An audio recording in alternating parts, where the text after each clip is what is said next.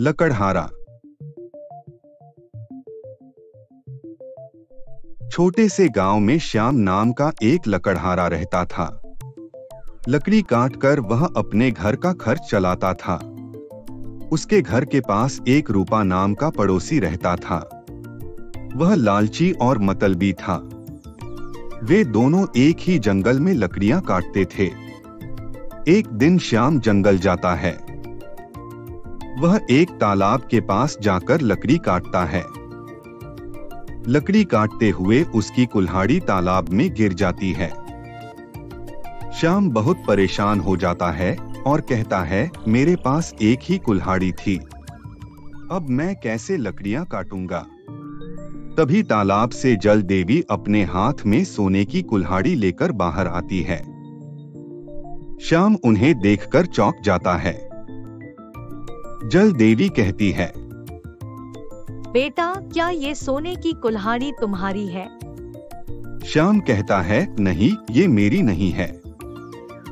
जल देवी फिर तालाब के अंदर जाती है और बाहर आती है और कहती है, बेटा, क्या ये चांदी की कुल्हाड़ी तुम्हारी है?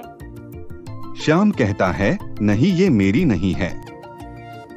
जल देवी फिर तालाब के अंदर जाकर बाहर आती है और कहती है, क्या ये लोहे की कुल्हाड़ी तुम्हारी है? श्याम कहता है, हाँ, ये मेरी है।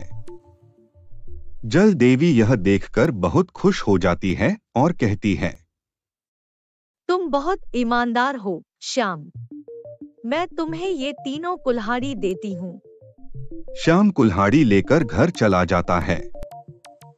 श्याम को देखकर रूपा उसकी खिड़की के पास जाकर खड़ा हो जाता है। जब श्याम अपनी माँ को सारी बात बताता है तो रूपा उसकी सारी बात सुन लेता है।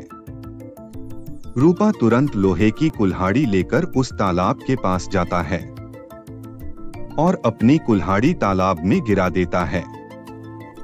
तभी जल देवी अपने हाथ में सोने की कुल्हाड़ी लेकर आती है और कहती है, बेटा, क्या ये कुल्हाड़ी तुम्हारी है? रूपा के मन में लालच आ जाता है और कहता है, हाँ, ये कुल्हाड़ी मेरी है। यह सुनकर जल देवी को गुस्सा आ जाता है और कहती है, तुम कितने लालची हो रूपा, अब मैं तुम्हें एक भी कुल्हाड़ी नहीं दूंगी। इतना कहकर जल देवी गायब हो जाती है। फिर रूपा अपनी गलती पर पछतावा करता है कि काश वह लालच नहीं करता। इस कहानी से हमें यह समझ आता है कि हमें कभी लालच नहीं करना चाहिए। लालच का फल हमेशा बुरा होता है। Like, share and subscribe.